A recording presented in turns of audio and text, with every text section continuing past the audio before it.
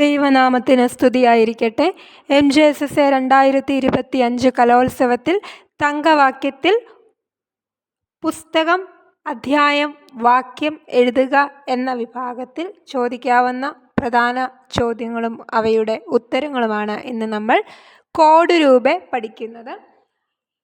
ആദ്യത്തേത് ജൂനിയർ വിഭാഗത്തിൽ 48-ാമത്തെ വാക്യമാണ് നോക്കുന്നത്. ആകയാൽ നിങ്ങൾ ഭയപ്പെടേണ്ട, വളരെയേറെ കുരുവികളെക്കാളും നിങ്ങൾ ശ്രേഷ്ഠതയുള്ളവരല്ലോ.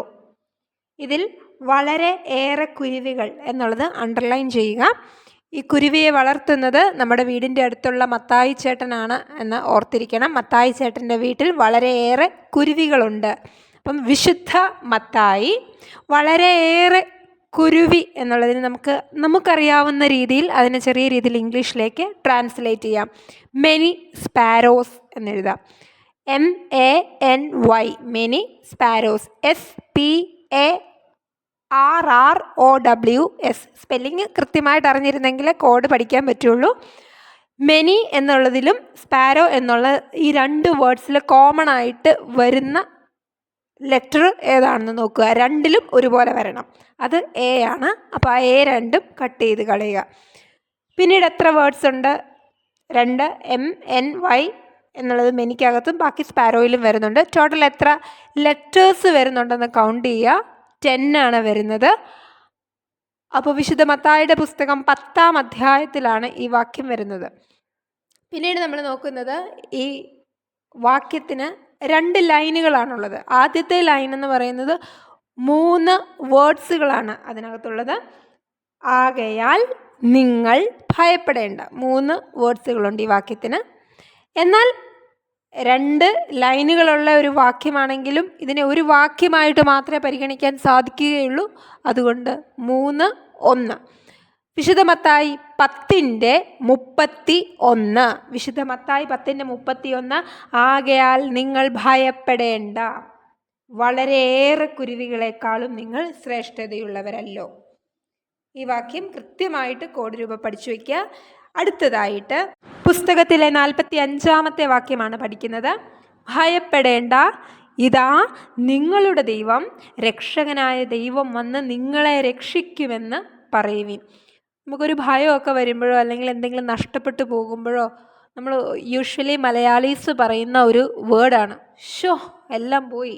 ഷ് ഷോ ഷ് ഷ് യേശായ ഷ് ഏശായ എന്നുള്ള ആ ഒരു വേർഡ് ഓർത്തിരിക്കുക. അപ്പം ആശ്വാസം എന്നോ അല്ലെങ്കിൽ ഭയപ്പെടേണ്ട എന്നൊക്കെ പറഞ്ഞ് തുടങ്ങുകയാണെങ്കിൽ അത് ഓർത്തിരിക്കണം. ഏശായയുടെ പുസ്തകത്തിലാണ് ഇങ്ങനെയുള്ള നമ്മളെപ്പറ്റി ഇങ്ങനെയുള്ള ഓരോ ഭയത്തെ പറ്റിയോ അല്ലെങ്കിൽ നമ്മുടെ വാർദ്ധക്യത്തെ പറ്റിയൊക്കെ കൂടുതലും പരാമർശിക്കുന്നത് ഏശായയുടെ പുസ്തകമാണ്. അപ്പം ഏശായ എന്നോർത്തിരിക്കുക. പിന്നെ നമുക്കറിയാവുന്ന ചില വേർഡ്സുകളെ നമ്മൾ ഇംഗ്ലീഷിലാക്കാൻ പോവുകയാണ്. ഭയപ്പെടേണ്ട, ഇതാ എളുപ്പമുള്ളത് നിങ്ങളുടെ. നിങ്ങൾ എന്നുള്ളതിന് നമ്മൾ ഇംഗ്ലീഷിൽ എന്ത് പറയും? യു. അടുത്തത് ദൈവം എന്നുള്ളതിനെ നമ്മൾ ഗോഡ് എന്നല്ല, മറിച്ച് ഇവിടെ ജീസസ് എന്ന് നമുക്ക് എഴുതാം. നിങ്ങളുടെ ദൈവം, യു ജീസസ് എന്ന്. നിങ്ങളുടെ ദൈവം യു എന്നും ജീസസ് എന്നും എഴുതുക. നിങ്ങൾ എന്നുള്ളതിന് യു എന്നും ദൈവം എന്നുള്ളതിന് ജീസസ് എന്നും എഴുതുക. അപ്പോൾ എത്ര വന്നു? 3 വാക്കുകളാണ്. നിങ്ങൾ എന്നുള്ളതിന് യു. നിങ്ങളുടെ എന്നാണെങ്കിലും നമ്മളത് ആദ്യത്തെ ഒരു ഭാഗം എടുക്കുന്നുള്ളൂ. നിങ്ങൾ എന്നുള്ളതിന് യു. 3 ലെറ്ററുകളുണ്ട്. ജീസസ് എന്നുള്ളതിന് 5 ലെറ്ററുകളുണ്ട്. അപ്പം ഏശായ 35. അത് കഴിഞ്ഞ് രക്ഷകനായ ദൈവം, രക്ഷ എന്നുള്ളതിന് നമ്മളിവിടെ സേവ് എന്ന് എഴുതുന്നു. രക്ഷകൻ എന്നുള്ളതിന് സേവിയർ എന്നൊക്കെ പറയുമെങ്കിലും രക്ഷ എന്നുള്ള വേർഡ് മാത്രമേ എടുക്കുന്നുള്ളൂ. സേവ്. You Jesus save. അപ്പം ഏശായ 35-ന്റെ സേവിൽ എത്ര ലെറ്റേഴ്സ് വരുന്നുണ്ട്? 4. 35-ന്റെ 4. ഈ കോഡുകൾ നിങ്ങളുടെ ബുക്കിൽ പുസ്തകത്തിൽ തന്നെ എഴുതി വെച്ച് ഒരു 3-4 തവണ വായിച്ചു നോക്കുമ്പോൾ ആ വാക്യം പഠിച്ചോളും. അപ്പോൾ ഭയപ്പെടേണ്ട, ഇതാ നിങ്ങളുടെ ദൈവം, രക്ഷകനായ ദൈവം വന്ന് നിങ്ങളെ രക്ഷിക്കുമെന്ന് പറയുവിൻ. ഏശായ 35-ന്റെ 4. അടുത്ത് ഡിസ്കസ് ചെയ്യുന്നത് 46-ാമത്തെ വാക്യമാണ്. നിങ്ങളുടെ വാർദ്ധക്യം വരെ ഞാൻ അനന്യൻ തന്നെ. നിങ്ങൾ നരയ്ക്കുന്നതുവരെ ഞാൻ നിങ്ങളെ വഹിക്കും. ഞാൻ സൃഷ്ടിച്ചു, ഞാൻ വഹിക്കുകയും ഞാൻ ചുമന്ന് വിടുവിക്കുകയും ചെയ്യും. യെശയ്യാ 46:4. ഇതും നമുക്കറിയാവുന്ന ചെറിയ ഇംഗ്ലീഷിൽ ഇതിനെ ട്രാൻസ്ലേറ്റ് ചെയ്യാൻ ശ്രമിക്കുക. നിങ്ങളുടെ എന്ന് പറയുമ്പോൾ അതിനെ നമ്മൾ ഇംഗ്ലീഷിൽ എന്ത് പറയുന്നു? യുവർ. YOUR. യുവർ.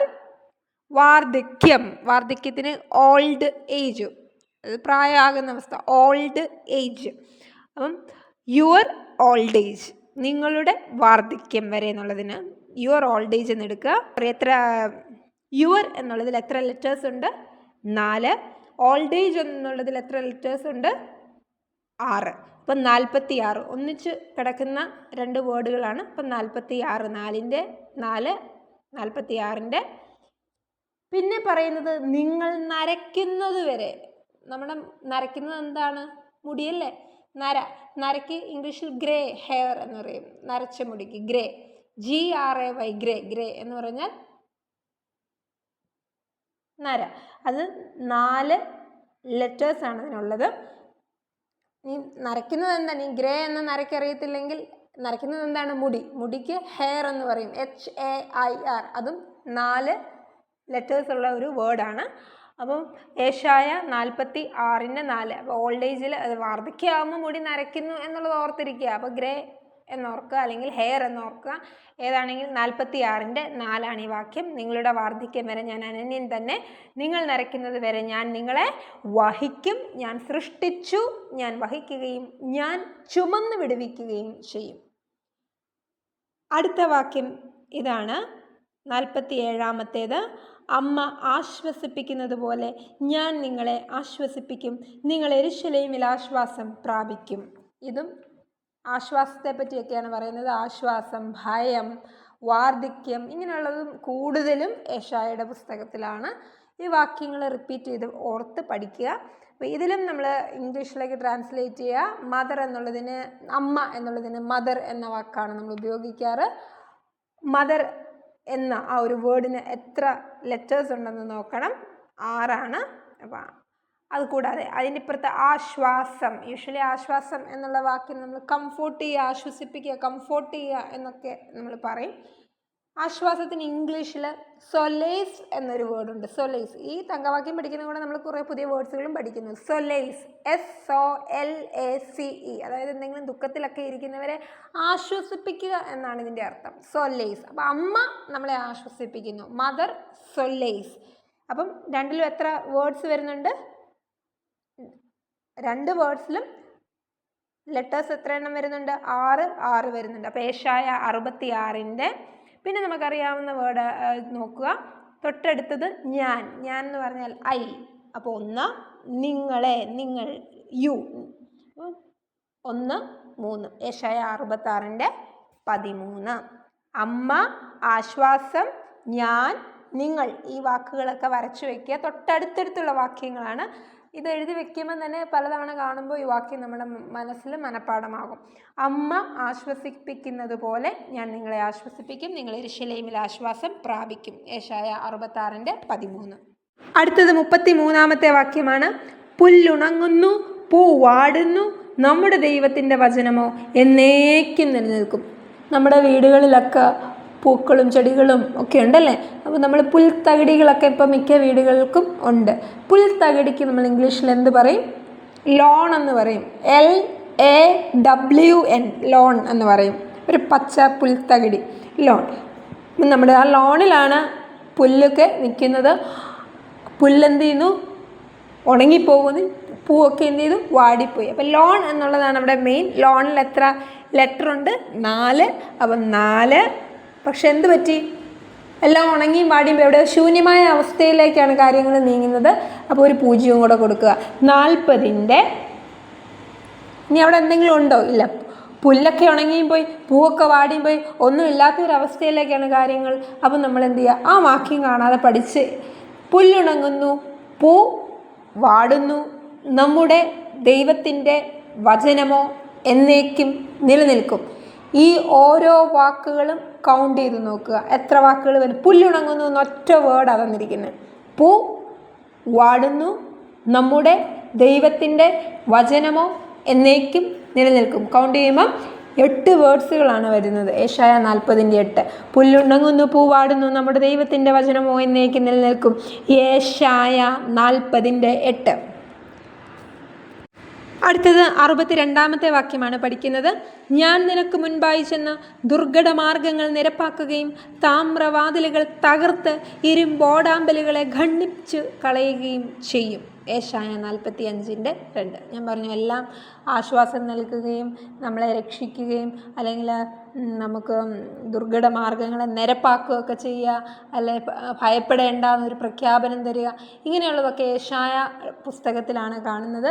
ഇവിടെ നിനക്ക് മുൻപായിട്ട് ചെന്ന് ദുർഘടമാർഗങ്ങളെയൊക്കെ നിരപ്പാക്കി താമ്രവാതിലുകൾ, താമ്രവാതിൽ, പ്രധാനപ്പെട്ടത് എന്താണ്?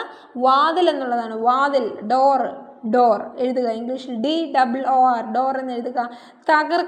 തകർക്കുന്നതിന് നമ്മൾ എന്ത് പറയുക? ബ്രേക്ക് ചെയ്യുക. 4 ലെറ്റേഴ്സ് ആണുള്ളത് ഡോറിന്. ബ്രേക്ക് എന്ന് പറയുമ്പോൾ 5 ലെറ്റേഴ്സ് ആണുള്ളത്. അപ്പോൾ 45-ന്റെ ബാക്കി നോക്കുക. ഇരുമ്പോടാമ്പലുകളെയും ഖണ്ഡിച്ച് കളയുകയും ചെയ്യും. അതായത് അതിനെ പീസസ് ആക്കി കട്ട് ചെയ്യുമെന്ന് പറഞ്ഞു. അപ്പോൾ ഒരു സംഭവത്തെ അല്ലെങ്കിൽ ഏതെങ്കിലും ഒരു വസ്തുവിനെ കട്ട് ചെയ്യുമ്പോൾ എന്താകും? അത് 2 പീസായിട്ട് മാറും. 2 പീസായിട്ടോ അല്ലെ 2-ൽ കൂടുതൽ പീസോ ആയിട്ട് മാറാം. അപ്പോൾ ഖണ്ഡിക്കുമ്പോൾ കുറഞ്ഞത് എത്ര പീസ് വരും? 2 പീസെങ്കിലും ആകും. അതായത് 45-ന്റെ 2. ഞാൻ നിനക്ക് മുൻപായി ചെന്ന ദുർഘടമാർഗങ്ങൾ നിരപ്പാക്കുകയും താമ്രവാതിലുകൾ തകർത്ത് ഇരുമ്പോടാമ്പലുകളെ ഖണ്ഡിച്ചു കളയുകയും ചെയ്യും. ഏശായ 45-ന്റെ 2. ഈ വാക്യം കൃത്യമായിട്ട് പഠിച്ചു വെക്കണം. അടുത്ത വാക്യം 83-ാമത്തെ വാക്യം. വിളിക്കപ്പെട്ടവർ അനേകം, തിരഞ്ഞെടുക്കപ്പെട്ടവരോ ചുരുക്കം. പ്രീവിയസ് ക്വസ്റ്റ്യൻ പേപ്പറുകളിലെല്ലാം ചോദിക്കുന്ന ചോദ്യമാണിത്. വിളിക്കപ്പെട്ടവർ അനേകം, തിരഞ്ഞെടുക്കപ്പെട്ടവരോ ചുരുക്കം. കുരുവികളെ പറ്റിയോ സ്വർഗരാജ്യത്തിലെ രത്നങ്ങളെ പറ്റിയോ കടുകുമണിയെ പറ്റിയോ അല്ലെ നീതിക്കായിട്ട് പീഡയേൽക്കുന്ന ഭാഗ്യവാന്മാരെ പറ്റിയോ അല്ലെങ്കിൽ നിൻ്റെ രാജ്യം വരണമെന്നോ അല്ലെ നിൻ്റെ തിരുവിഷ്ടം സ്വർഗത്തിലെ പോലെ ഭൂമിയിലാകണമെന്നോ ഒക്കെ പറയുന്നത് വിശുദ്ധ മത്തായിയുടെ പുസ്തകത്തിലാണ് കാണുന്നത്. അതുകൊണ്ട് തന്നെ ഇവിടെ വിളിക്കുകയാണ്. ഇപ്പം നമ്മൾ കുറച്ച് മുന്നേ ഒരു വാക്യം പഠിച്ചപ്പോൾ കണ്ടു കുരുവികളെ പറ്റി എന്ന് പറഞ്ഞ പോലെ ഇവിടെ വിളിക്കപ്പെട്ടവർ അനേകം, ഒരുപാട് പേര് വരുന്നു എന്നുള്ളതാണ്. വിളിക്കപ്പെട്ടവർ അനേകം, അങ്ങനെയുള്ള വാക്യങ്ങൾ വിശുദ്ധ മത്തായിയുടെ പുസ്തകത്തിലാണ് കാണുന്നത്. വിശുദ്ധ മത്തായി ഈ ഒരു വാക്യത്തെ സെമിക്കോളൻ കൊടുത്ത് 2ആയിട്ടാക്കിയിരിക്കുന്നുണ്ട്. വിളിക്കപ്പെട്ടവർ അനേകം, തിരഞ്ഞെടുക്കപ്പെട്ടവരോ ചുരുക്കം. വിളിക്കപ്പെട്ടവർ എന്നുള്ളതൊന്ന്, അനേകം എന്നുള്ളത്. അപ്പം 2 വാക്യങ്ങൾ വെച്ചാണ് ഇത് അപ്പുറത്തും ഇപ്പുറത്തും നിൽക്കുന്നത്. അപ്പം 22-ന്റെ ഇതൊരു വാക്യമാണ്. വിളിക്കപ്പെട്ടവർ അനേകം, തിരഞ്ഞെടുക്കപ്പെട്ടവർ ചുരുക്കം എന്നുള്ളത് ഒറ്റ വാക്യമാണ് 1-ന്റെ. എന്നാൽ ഇതിൽ എത്ര വേർഡ്സ് വരുന്നുണ്ട്? 4 വേർഡ്സ് വരുന്നുണ്ട്. അപ്പം 22-ന്റെ 14. വിളിക്കപ്പെട്ടവർ അനേകം, തിരഞ്ഞെടുക്കപ്പെട്ടവരോ ചുരുക്കം. നന്ദി.